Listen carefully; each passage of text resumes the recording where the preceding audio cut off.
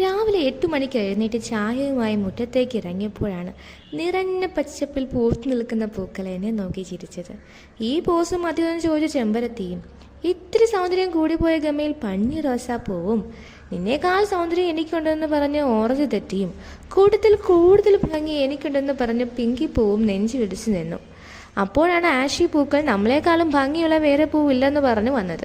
സംഭവം ഞാൻ ഒരു കാട്ടുചെടിയാണെങ്കിൽ എൻ്റെ അത്ര വെറൈറ്റി സൗന്ദര്യം ആർക്കും ഇല്ലെന്ന് പറഞ്ഞ് അവനും എത്തി. എല്ലാവർക്കും അവരുടേതായ സൗന്ദര്യമുണ്ടെന്ന് പറഞ്ഞ് സുന്ദരിയായ ശംഖുപുഷ്പവും മുന്നോട്ട് വന്നു. ഇതെല്ലാം കേട്ടുകൊണ്ട് ചിരി സഹിക്കാതെ നിൽക്കുന്ന തെറ്റിയെ ഞാൻ കണ്ടു. 10 മണി പൂവിനെ വിളിച്ചപ്പോൾ ഞാൻ 10 മണി കഴിഞ്ഞ് എഴുന്നേൽക്കുമെന്ന് പറഞ്ഞവൻ വീണ്ടും ഉറങ്ങി. പിന്നിൽ നിന്ന ചെമ്പരത്തി മൊട്ട് എന്നെ ഇനി നാളെ പ്രതീക്ഷിച്ചാൽ മതിയെന്ന മട്ടിൽ അവൻ മാറി നിന്നു. പാവപ്പെട്ട പായലുകളിവിടെ ആർക്കും വേണ്ടെന്ന് ചോദിച്ച് അവരും മുന്നോട്ട് വന്നു. എൻ്റെ വീഡിയോ ഇഷ്ടപ്പെട്ടാൽ ലൈക്ക് ചെയ്യാനും സബ്സ്ക്രൈബ് ചെയ്യാനും മറക്കല്ലേ. ബായ്.